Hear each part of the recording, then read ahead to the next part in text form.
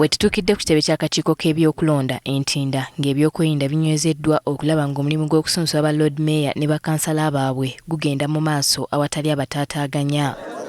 Mu bazze okusunsulibwa ku kitebe ky'akakiiko k'ebyokulonda olunaku olwaleero ye munnakibiina ki National Unity Platform Ronald Balimwezo era nga ye mubaka wa Nakawa East mu Parliament ku kifo kya Lord Mayor ow'ekibuga Kampala.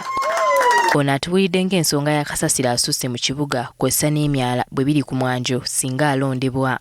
Nganyolwa nnyo n'abantu b'ekiteezi nga bafa kasasiro bugagga mu nsi ezaako. Bamukolamu ebintu bingi ebisobola okuyamba eggwanga. Naye yatuuka okutta abantu. Era we yattira abantu nenga nti nedda kangende nsome kasasiro. Mu balala abazze mubadde mukansala wa Makindye East Mosh Sendi ku kifo kyennyini kyaliko. Motoka bya kasasiro 10 ebipya brand new.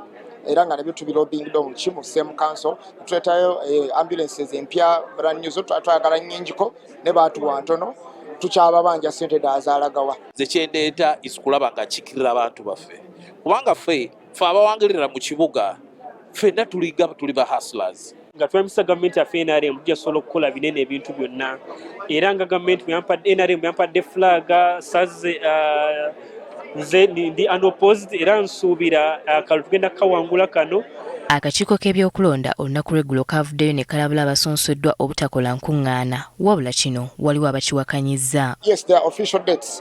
We are going to set up rallies during those official dates. But right now, I don't think anything can stop me from doing door-to-door, introducing myself to all the residents of the area and telling them exactly what I've come to do for them. Baatwongeddeko ebifo nti katuli mbadde ne Lungujja ne Namirembe Bakuli ne Nankulabi.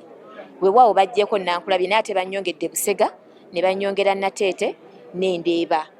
Mu bitundu bino ngenda kuba feesi mpya gye bali abantu. Kati bw'oŋŋamba nti ntandike kunoonya kalulu kuva mu gwa 11 okutuuka ku lunaku luli mulindwa bwe bagenda okunnonda.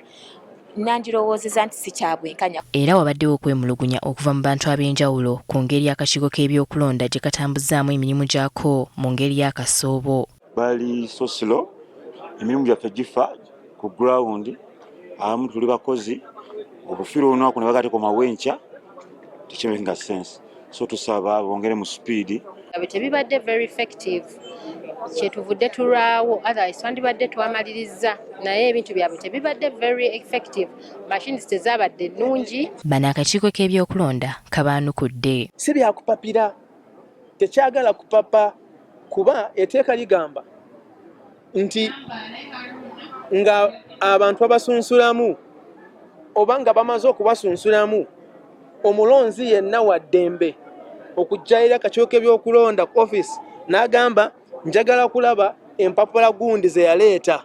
Akakiiko k'ebyokulonda kalabudde ku mikono egitali mituufu n'abantu abawaayo n'ennamba enfu okusemba abaagala okwesimbawo. So tubasaba abo abali ku mitendera abegwanyiza ebifo ebyetaagisa emikono mulabe nti abantu abo ababasemba ababawandiikira ku mpapula zammwe n'abasayiningira batuufu si bafu ate nti balonzi. Olunaku olw'enkya akakiiko k'ebyokulonda lwe kakomekkereza enteekateeka y'okusunsula abantu abeegwanyiza ebifo eby'enjawulo ku disitulikiti oba ku bibuga.